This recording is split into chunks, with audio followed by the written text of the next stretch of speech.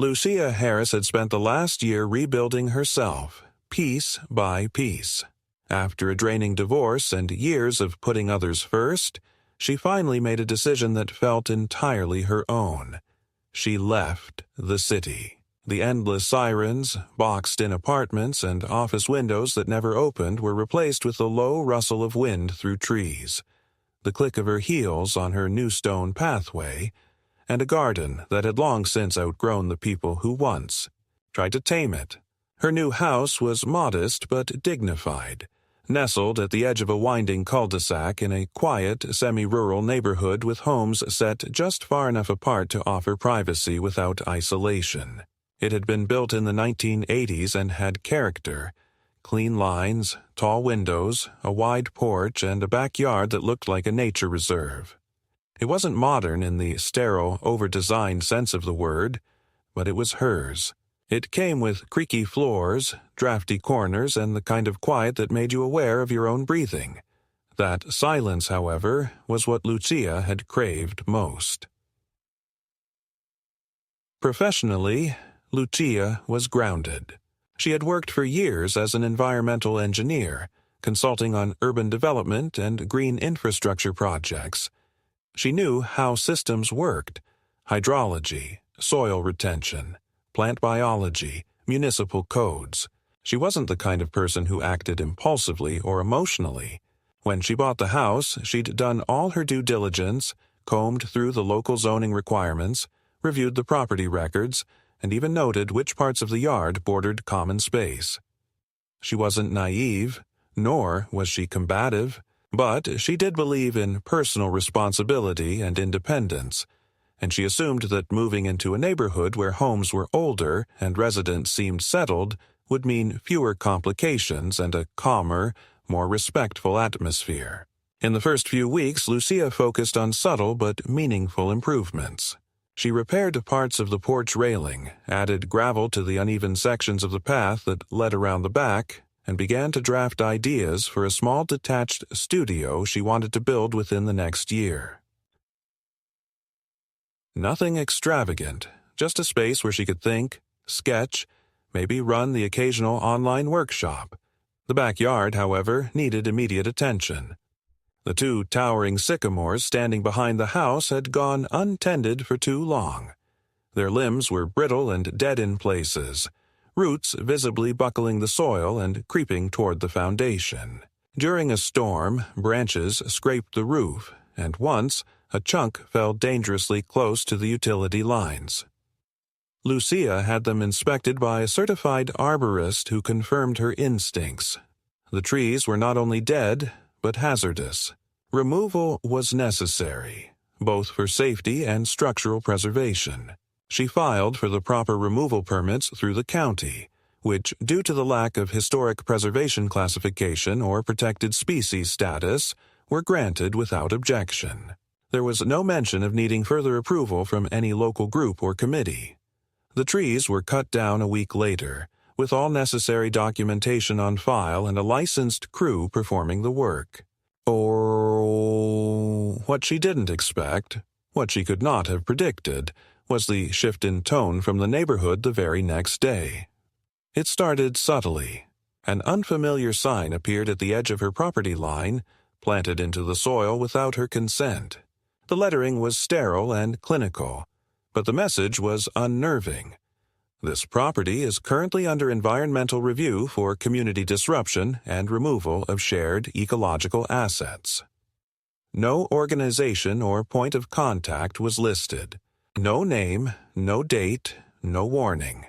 Just a sign, positioned in a way that suggested authority, implication, and, above all, surveillance. She stared at it for a long time, her mind toggling between confusion and irritation. No one had spoken to her. No neighbor had voiced concern. And yet, someone had not only noticed the trees were gone, but responded with what looked like an unofficial, but deliberate, form of reprimand. The next morning, Lucia found an envelope in her mailbox. It had no stamp, no return address, just her name, scrawled in all caps across the front. Inside was a single-page notice formatted to look like a legal document, though it lacked any official letterhead or legal reference. The language was formal, almost theatrical, warning her that her recent alteration of community greenery was in breach of aesthetic preservation guidelines, and that further review by the Council of Environmental Harmony would be required. The penalty, should she fail to cooperate, included a citation fine of up to $1,497 and the potential for mandatory replanting at her expense. Lucia laughed at first, audibly disbelieving. It was absurd. What guidelines? What counsel? There was nothing in her purchase agreement, no homeowners association mentioned in the legal documents, and no formal community board that had introduced themselves or requested anything of her prior to this moment. The name that signed the notice, though almost illegible, was one she had heard once, in passing, during a casual exchange with a woman walking her dog 2 weeks prior. Karen Moreland. She lived 4 houses down, in a home with perfect hedges, matching urns flanking the front steps, and solar path lights that switched on precisely at sunset.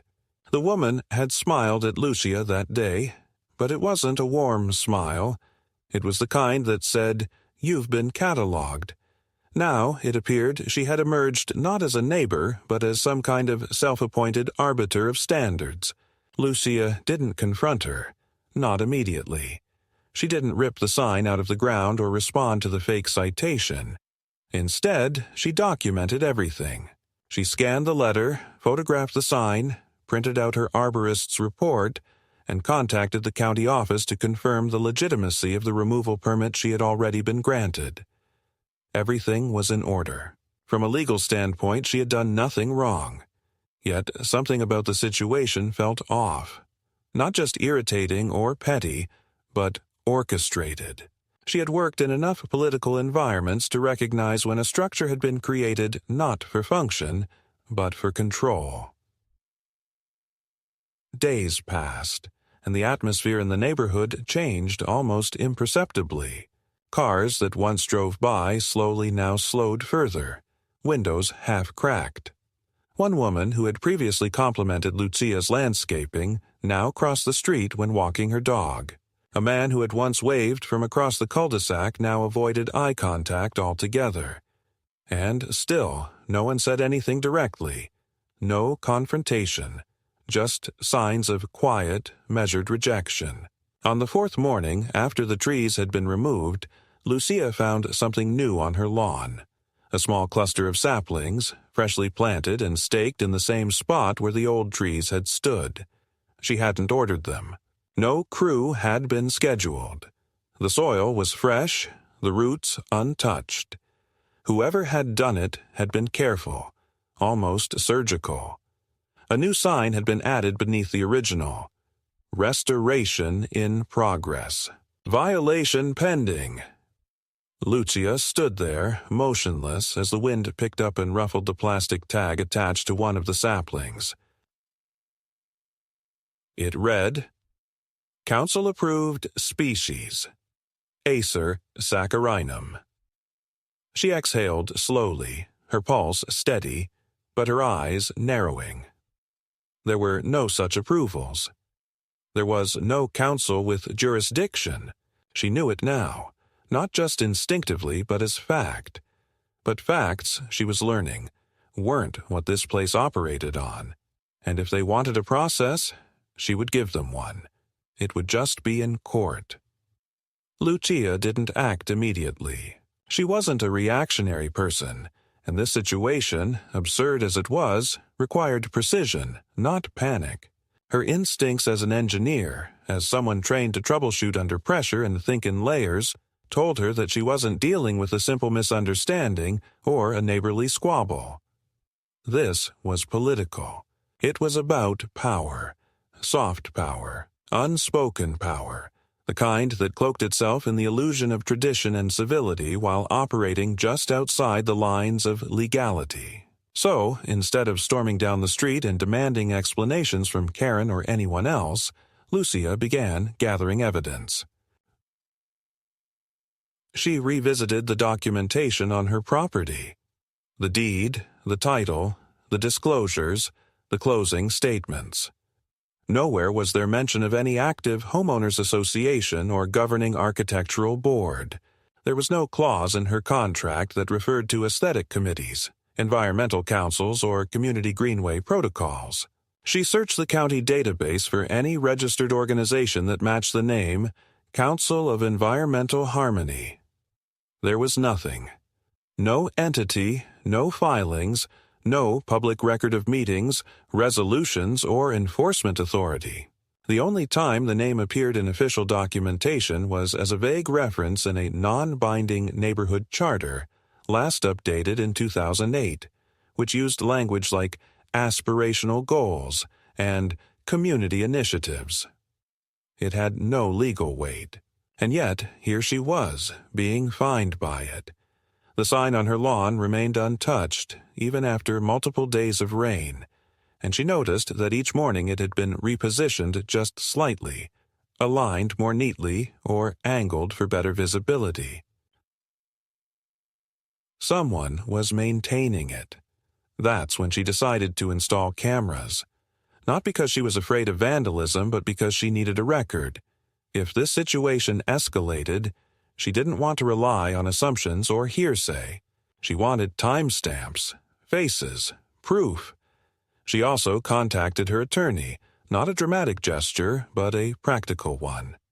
Jason Moore was a civil property lawyer she had consulted once before on a zoning dispute at her former residence. He was sharp, meticulous, and had a particular interest in abuse of authority by unofficial neighborhood boards. When she explained the situation, he didn't laugh, but his pause on the phone was telling. "You're saying they planted trees on your property without consent, and are fining you for removing 2 that were legally documented as hazardous?" She confirmed.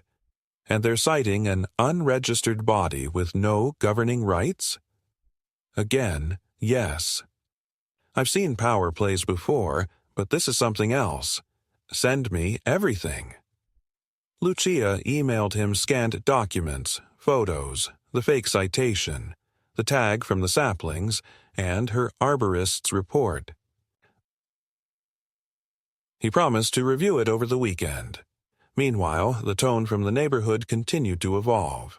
From passive disapproval to silent coordination. She began receiving flyers in her mailbox, neighborhood beautification guides, instructions on plant symmetry, and even a note that said in printed cursive, "We're all stewards of this space.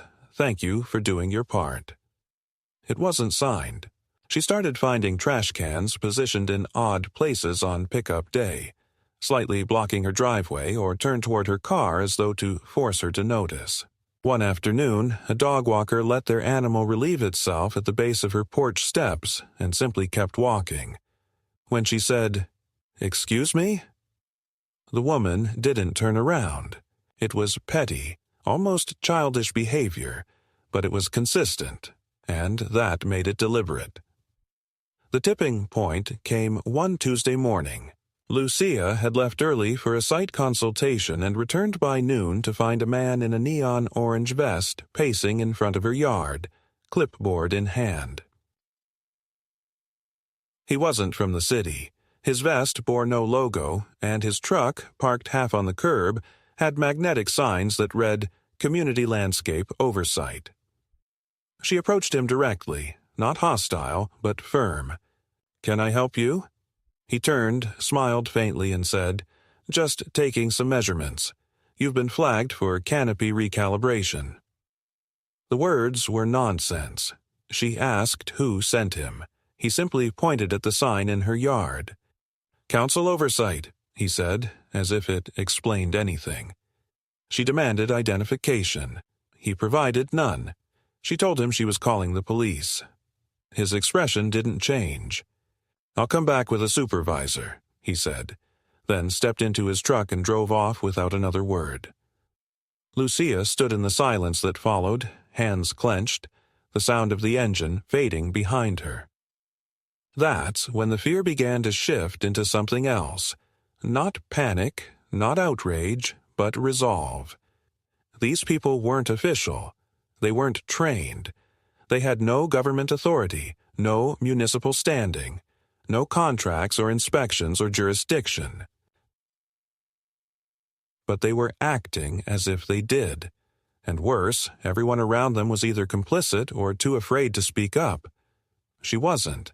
That evening, she filed a formal complaint with the county's Department of Consumer Protection, detailing the unlicensed intrusion onto her property by an unidentified contractor claiming enforcement power. She submitted video footage from her new camera, a transcript of the exchange, and copies of every document she had. The next day, Jason called her. His tone was more focused now, colder. "Lucia, this isn't just about harassment. These people are violating multiple property statutes. What they're doing qualifies as misrepresentation, attempted fraud, and possibly conspiracy to impersonate a municipal body. I'm filing a cease and desist letter tomorrow, and I'm escalating this to the district land use office. We're also submitting a request for any and all registered documents related to the group calling itself the Council of Environmental Harmony. If they try anything else, don't engage. Let me handle it." It was the first time since moving that Lucia felt like she wasn't alone in this. Jason didn't speak in outrage. He spoke in strategy. He knew the game, and more importantly, he knew how to unmake it. The following day, she received an envelope that looked like a friendly newsletter. Soft green ink, clean lines, embossed seal. Inside was a notice from the so-called council, now citing her for refusal to restore visual continuity and threatening escalated penalties if she did not comply with landscape realignment. They had included a photograph of her backyard, taken without her knowledge. The photo was dated 2 days prior. That same night, one of her cameras picked up the movement again, just after midnight. A figure in a hoodie approached her side fence, looked around, then left a bundle beside the newly planted saplings. It was a bag of fertilizer marked with a red sticker, Community Blend. Lucia sent the footage to Jason. What disturbed her most wasn't just the persistence, but the coordination. This wasn't just one bitter neighbor throwing fits. This was a network. People were being mobilized. Unofficial enforcement actions were being carried out with systematic precision. Materials were printed, letters were distributed, language was being repeated almost verbatim by strangers. There was no way one retiree was orchestrating all of this alone. The deeper truth was becoming clear. The so-called council may have no legal standing, but it had developed its own structure, its own hierarchy, and it had embedded itself into the culture of the neighborhood so deeply that residents accepted its word as law. The real danger wasn't the sign or the letters. It was the social compliance that allowed it all to function unchecked. Lucia didn't respond to the notice. Jason's legal warning went out the next day. But the signs didn't stop, and neither did the strange, quiet intrusions. She began to realize that what she was fighting wasn't just a neighborhood feud. It was a culture of silent enforcement masquerading as community order. And if no one had ever questioned it before, that only meant one thing. She'd be the first. The days that followed were not marked by dramatic confrontations or overt threats, but by the steady, creeping escalation of psychological pressure that made Lucia feel like her home, her sanctuary, was no longer hers. It began subtly, almost imperceptibly, with the kind of neighborhood choreography that only revealed itself when you looked at the pattern. Cars that never parked on her street now sat for hours near her mailbox, their drivers always on the phone or staring at tablets, never making eye contact.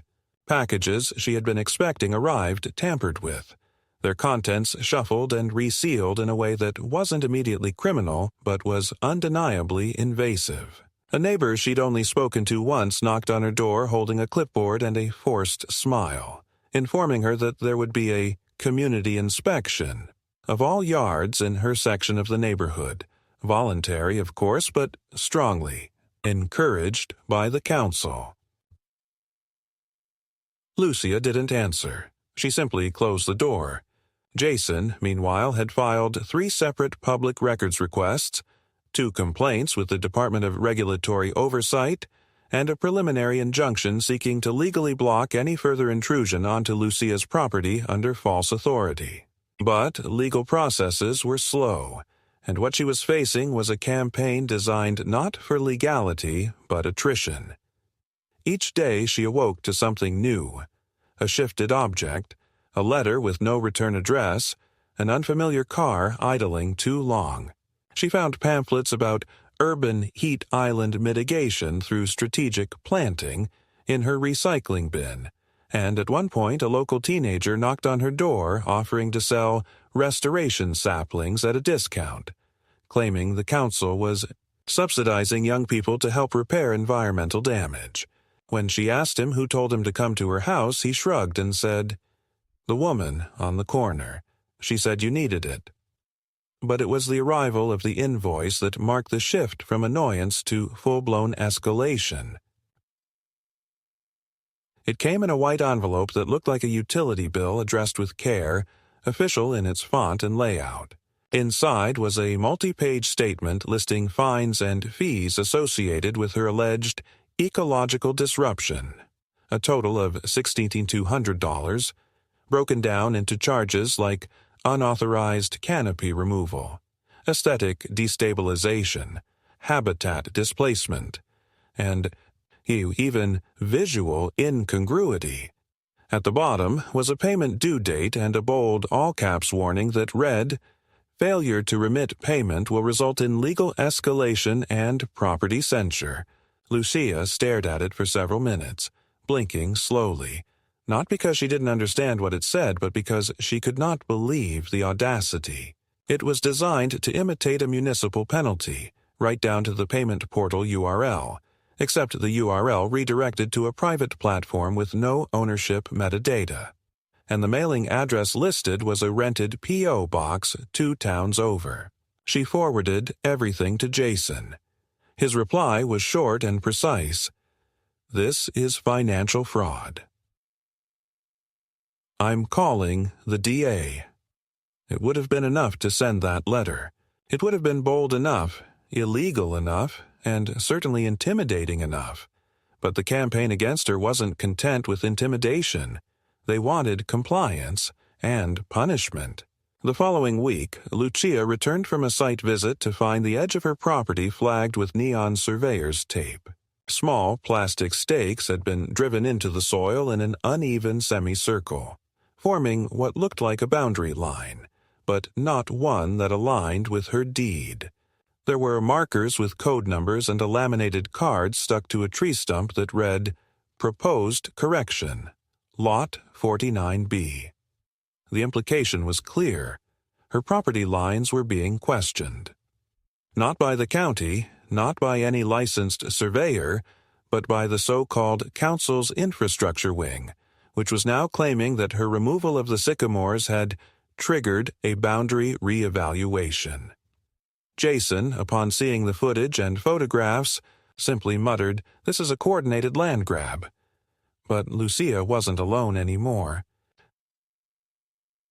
He had looped in a licensed land surveyor, who came to inspect the stakes and confirmed that not only were they placed without a permit, but they deliberately encroached inward by almost 7 feet along her southern fence.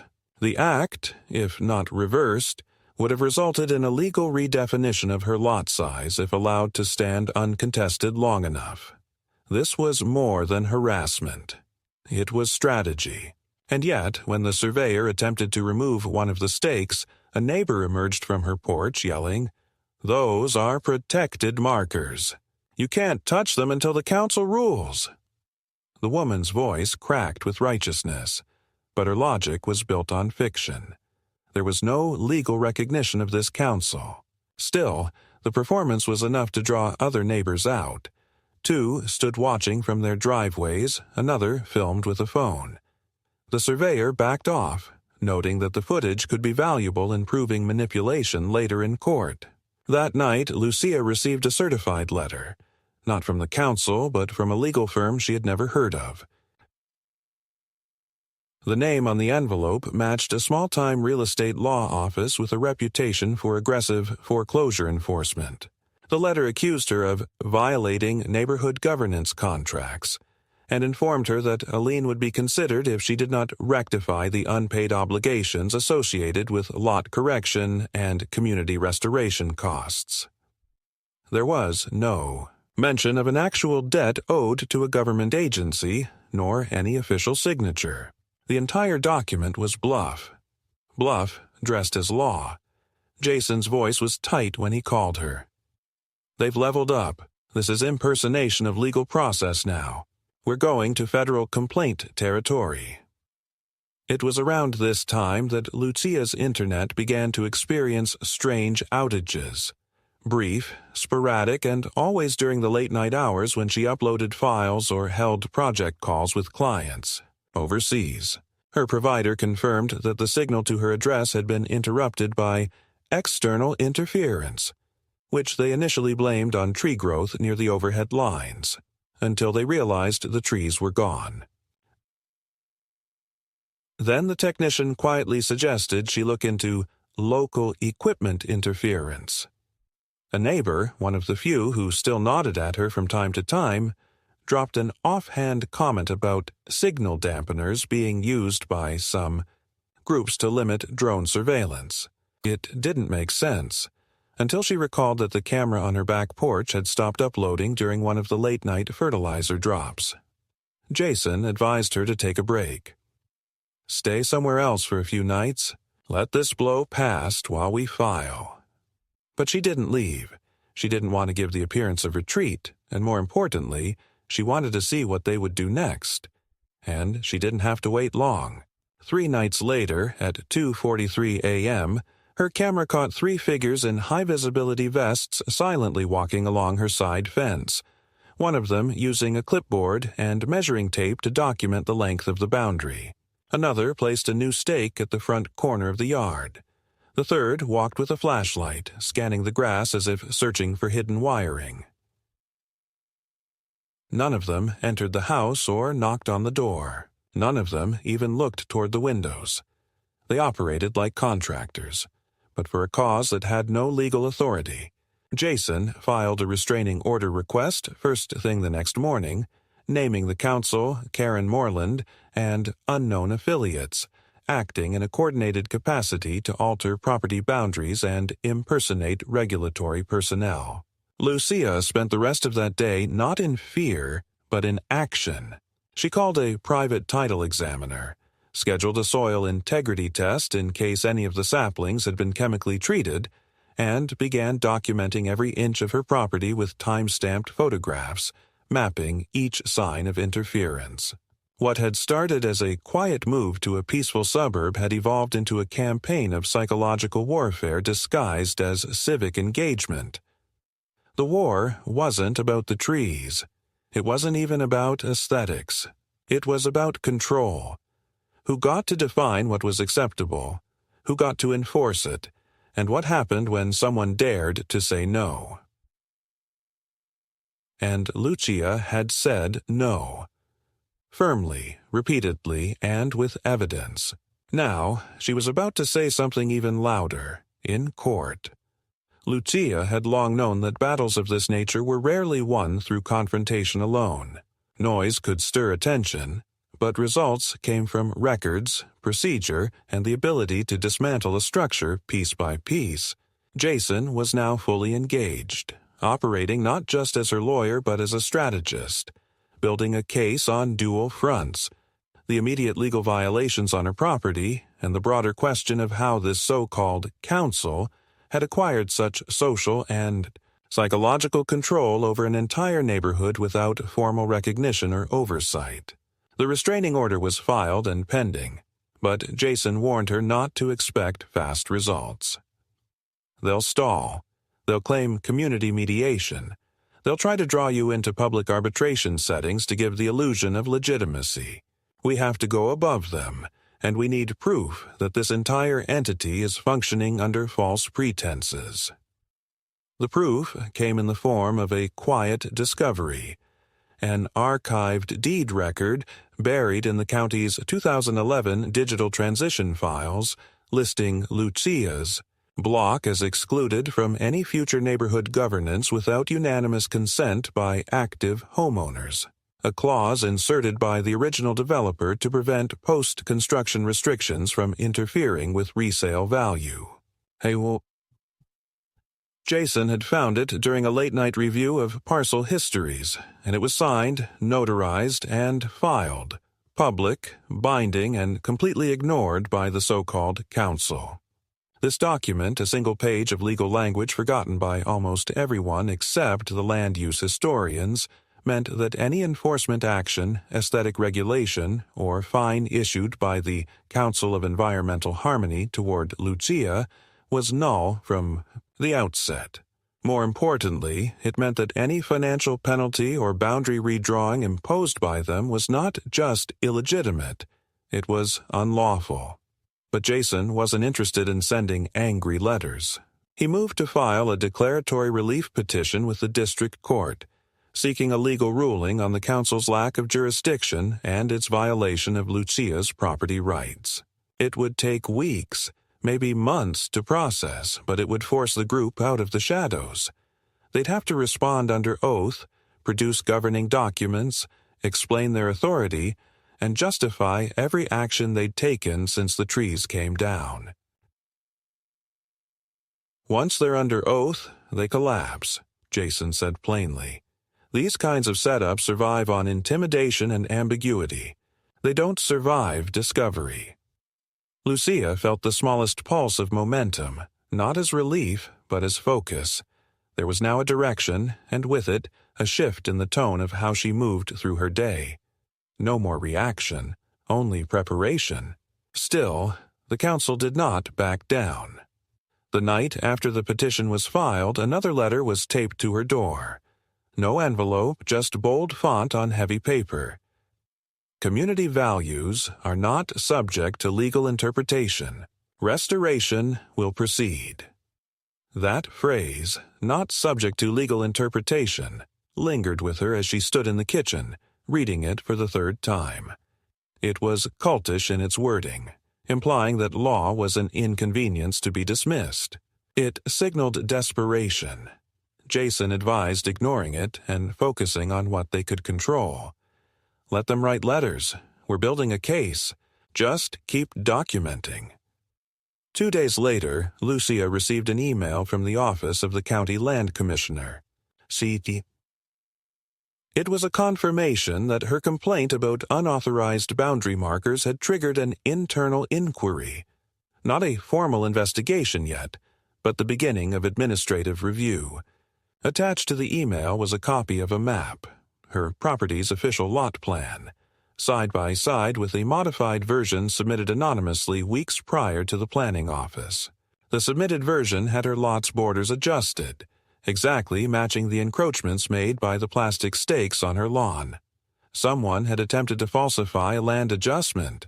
It had not been accepted, but the submission itself was a crime, falsifying public records and impersonating an owner or legal representative.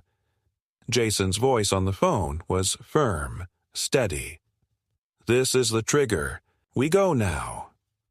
He filed a motion to subpoena the submission record, which would include IP logs and submitter identity if available.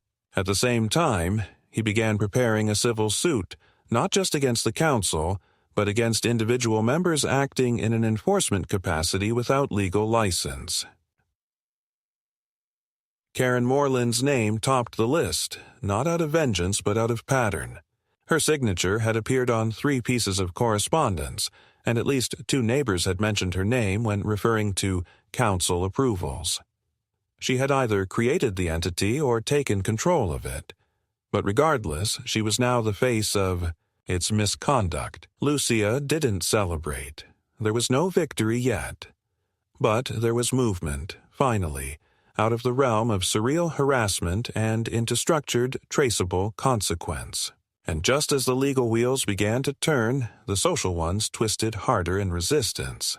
The next neighborhood email blast, forwarded to Lucia anonymously, contained a poll asking residents if they supported restorative action against non-compliant lot owners. The language was vague but ominous. Another section asked if residents would be willing to temporarily restrict utility access to violators until cohesion was reestablished.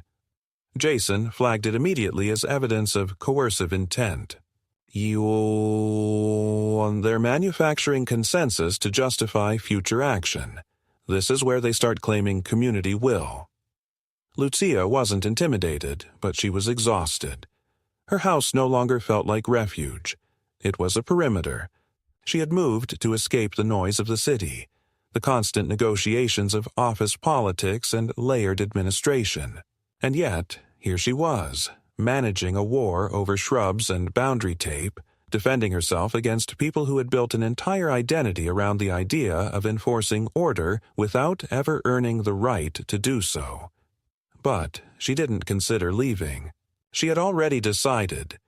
If no one had stood up to them before, then she would.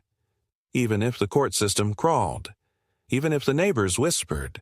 Because if they succeeded here, they would do it again, and next time to someone who didn't have Jason, or a law degree, or the ability to stay calm when falsely accused. That night, after backing up all her files and adding new hardwired floodlights along her fence, Lucia sat in her living room and opened her notebook. On the first page, she wrote one line, deliberate and without sentiment. The line they crossed was not drawn in soil. It was drawn in silence. The middle of the war was never where one expected. But now, at least, she knew which side she stood on. The escalation didn't come with sirens or spotlights. It came with silence, the kind that follows the tightening of a noose. Lucia had anticipated pushback after Jason filed the civil suit and the injunctions began landing like cold envelopes of consequence on the council's doorstep. She had known they wouldn't step down gracefully. What she hadn't anticipated was how many of them would dig in, not out of confidence, but out of desperation, a need to preserve the illusion of structure they had maintained for years, not just for control, but because they had nothing else left to hold on to. This wasn't a fight about land anymore. It had evolved into something ideological, something tribal. And in their eyes, Lucia was not a homeowner.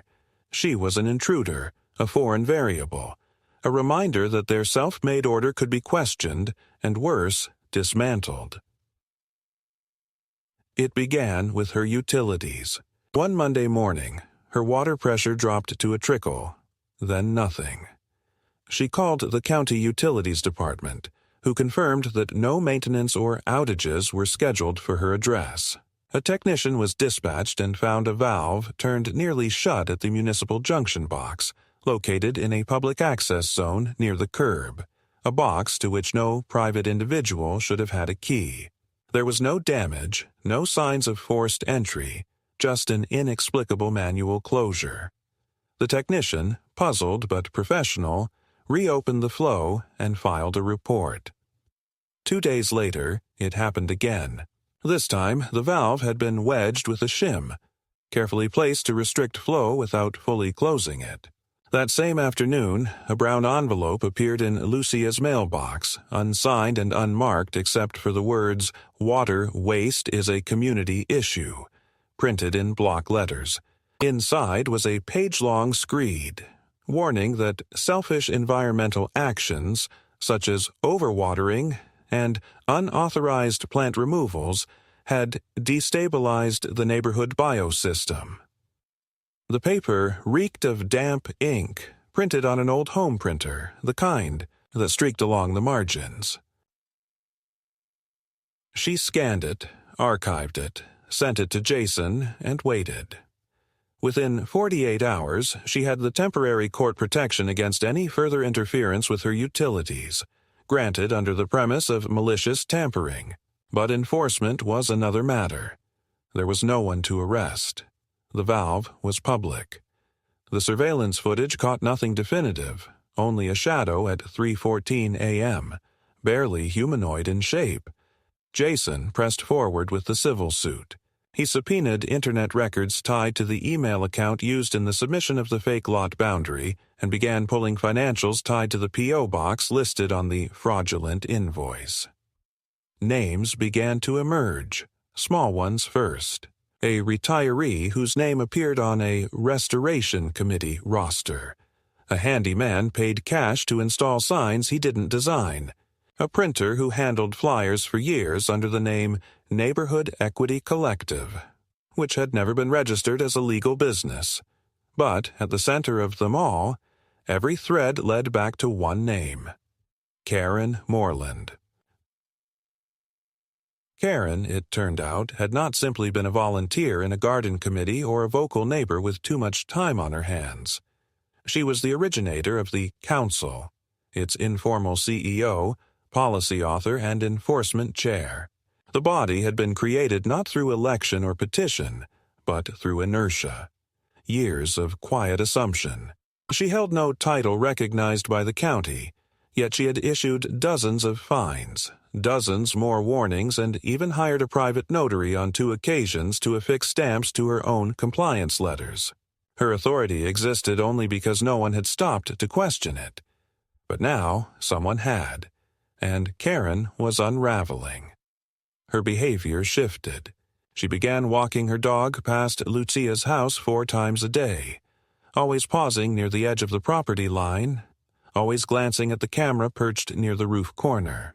She left informational packets on Lucia's doorstep, filled with clipped articles about neighborhood harmony, sustainability doctrine, and occasional biblical quotes underlined in red ink.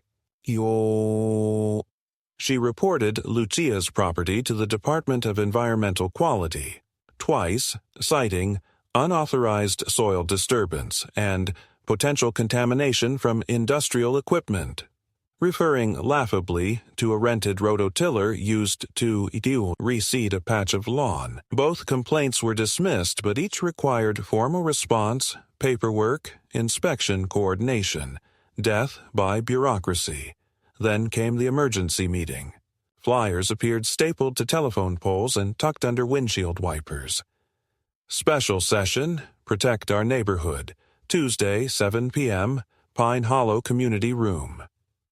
No organizer was listed. The address, however, was familiar. It belonged to the converted garage of one of Karen's longtime allies, a man named Russell who had once referred to himself as the neighborhood's heritage ambassador. Jason advised Lucia not to attend. "They want a reaction," he said. "If you go, it'll be a trap. A recorded ambush they'll spin as disruption." She stayed home, but she monitored the footage. Cars lined the street. Dozens filed into the garage. The next day, a post appeared on a local neighborhood app with a blurry photo of Lucia's backyard and the caption, "Still waiting for accountability." Comments poured in. Some vague, some aggressive, all anonymous. But the council had underestimated the limits of its own illusion. One of the attendees at that meeting, a woman named Nancy who had lived 3 houses down from Lucia for 12 years, had grown uneasy with the way things were headed. Nancy reached out quietly and offered to share what she'd seen. The meeting, she said, had not been about community planning. It had been about Lucia. Karen had spoken for over 20 minutes, not in policy terms but in anger, weaving a narrative of disruption, of non-compliance, of individualism poisoning collective good. She had called Lucia an invader, a threat, a legalist. Others nodded, clapped. Plans had been floated, not just about how to counter the lawsuit, but how to pressure vendors, make the property undesirable, maybe even trigger code enforcement through noise complaints and staged issues. Nancy was shaken. "This isn't about trees anymore," she said. "It's about control, and they think they can keep it by making your life so difficult you give up." Lucia thanked her, took her statement, and handed it to Jason. They had a witness now. More importantly, they had a human fracture in the wall of silence. 2 weeks later, a formal complaint from Jason was filed with the State Attorney General's office, citing abuse of civil rights, property interference, and misrepresentation of governmental authority. The case was gaining momentum. A preliminary hearing was set. News trickled through the neighborhood, not via headlines or press, but in whispers. And suddenly, things began to crack. The council canceled its next scheduled compliance walk. One of the larger signs disappeared from a corner lot. Someone painted over the words, "Restore Unity," scrawled on a sidewalk near Lucia's house. Jason received an anonymous envelope at his office containing 6 internal council documents, minutes from meetings, draft bylaws, even a list of homes targeted for correction. It had been sent from a local print shop, no return address. Someone inside had flipped, but Karen did not relent. On the eve of the hearing, Lucia received one final letter. Handwritten, left between the slats of her front porch rail, it read simply, "You've poisoned the soil, but the seeds remain." It was signed only with a single initial, K. She didn't show it to Jason right away. She didn't scan it, or archive it, or email it into evidence. She stood in the doorway, holding it in her hand, and watched the porch light flicker slightly in the humid evening air. The war was nearly at its end, but the roots of it, deep, knotted and nourished by years of unchecked authority, would take time to rot. For now, she stepped back inside, locked the door, and prepared for the one thing Karen never expected, that someone would see it through to the very end. The courtroom was smaller than Lucia expected, the kind of low-ceilinged, fluorescent-lit space used for zoning disputes and minor claims. Not the venue for what felt to her like the climax of an orchestrated psychological campaign that had consumed months of her life. She sat beside Jason at the petitioner's table, her hands steady despite the static that hummed beneath her skin. Across the aisle sat Karen Moreland, flanked by a lawyer whose suit was too new and whose expression read less legal authority and more last-minute hire. Behind them sat 3 other residents, none of whom met Lucia's eyes. The judge entered quietly, an older man whose glasses hung halfway down his nose and who spoke in the dry, clipped tone of someone who had seen more neighborhood infighting than he cared to remember. Jason rose with calm precision and presented the motion.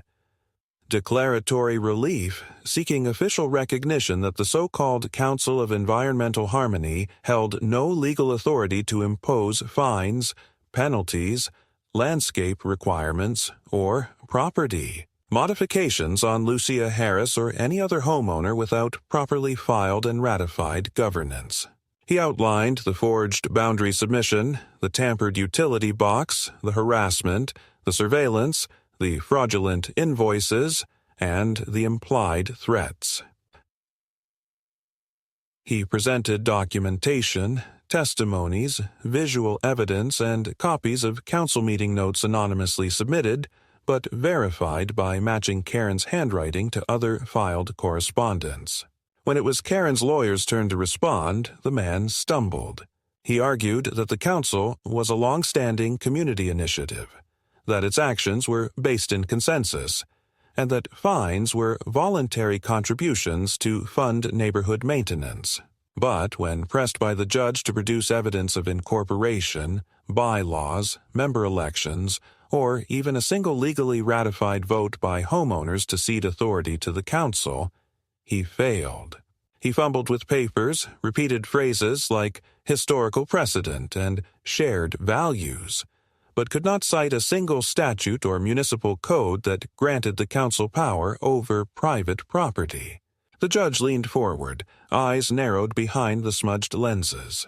"Are you suggesting this body operates without charter, without elected leadership, without county registration, and yet feels entitled to override legally filed permits and property deeds?"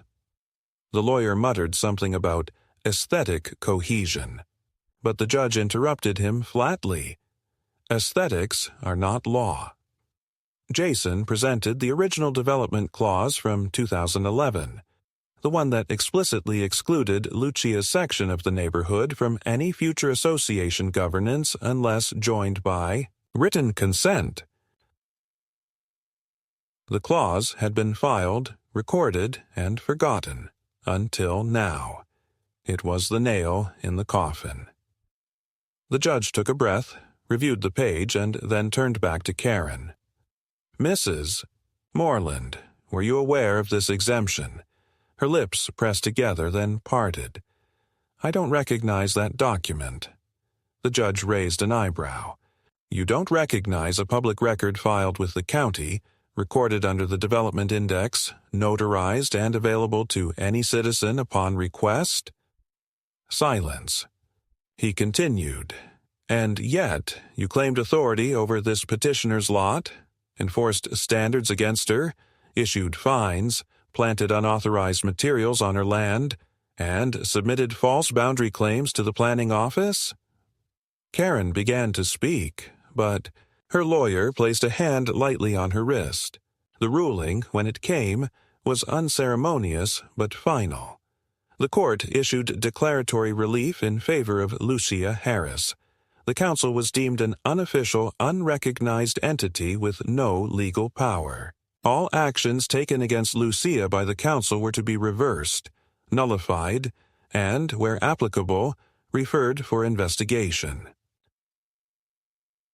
Further, any future attempts to enforce standards under the name of the council without formal incorporation and legal structure would be subject to injunction and potential criminal scrutiny. The false invoice, the tampered boundary claim, and the water valve interference were referred to the district attorney for possible charges.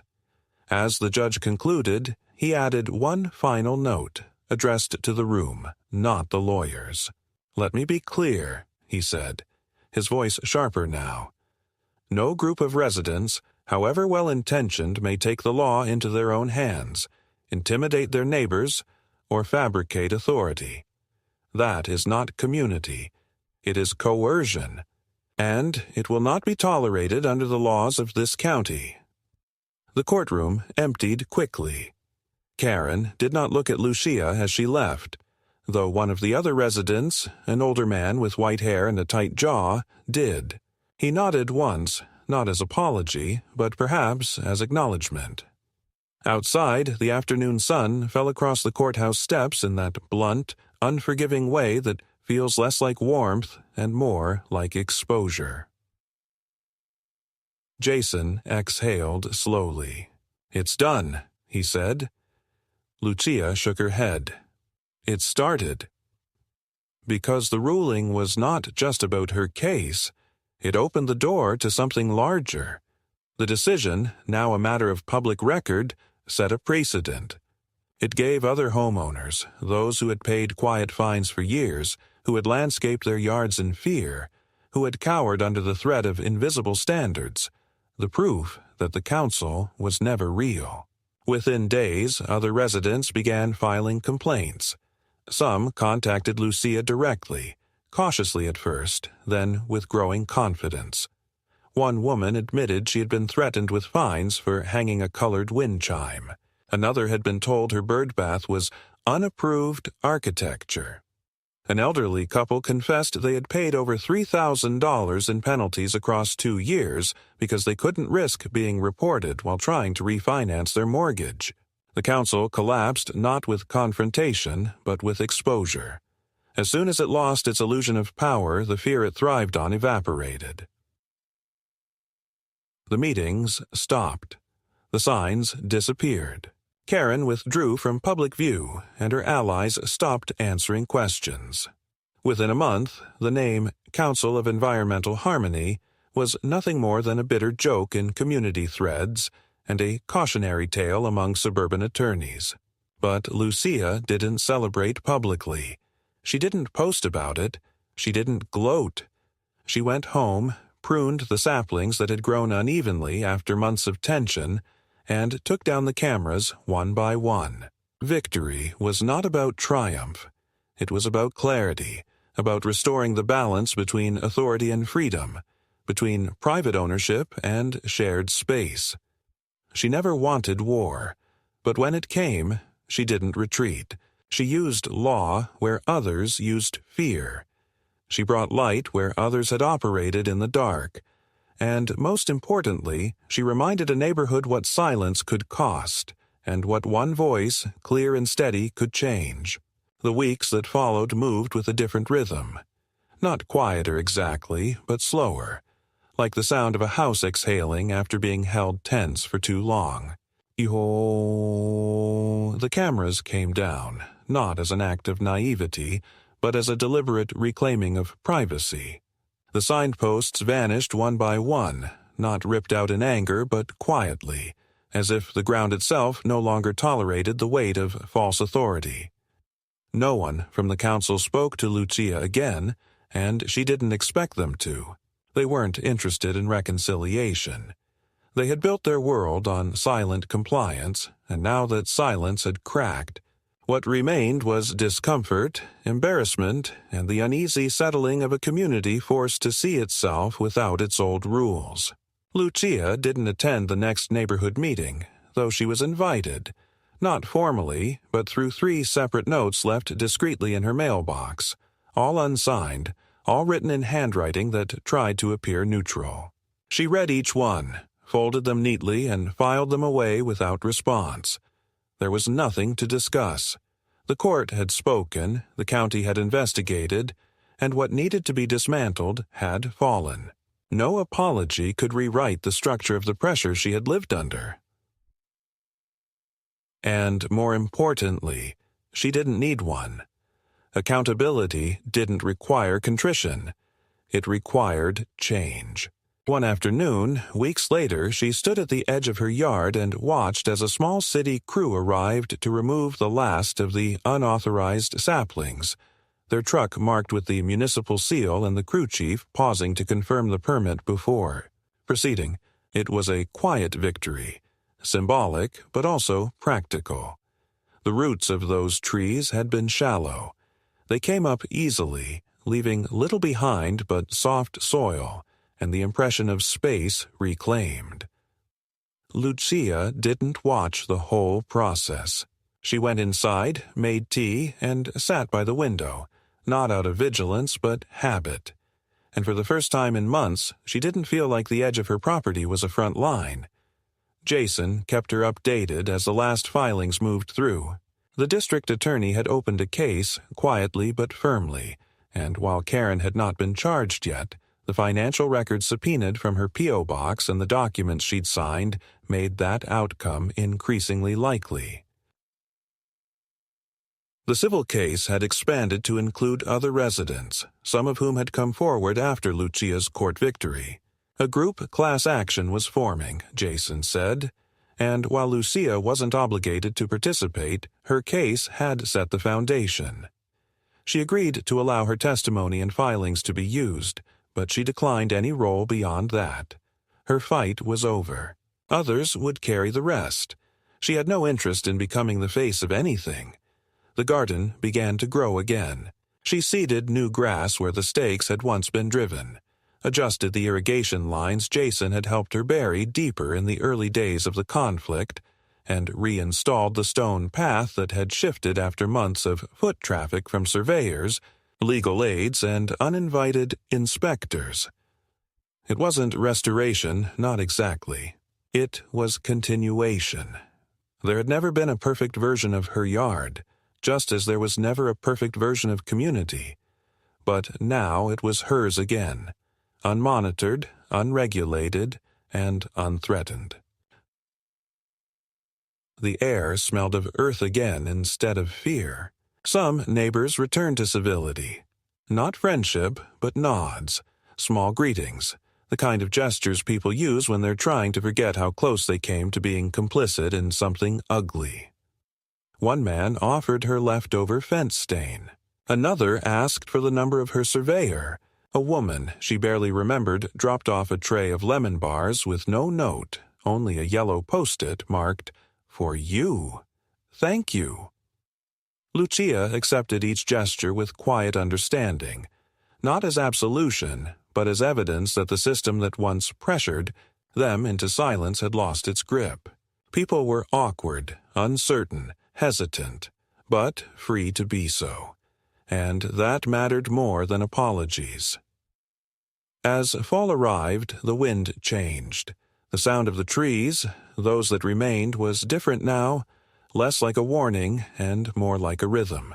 She left her windows open more often. She slept more easily.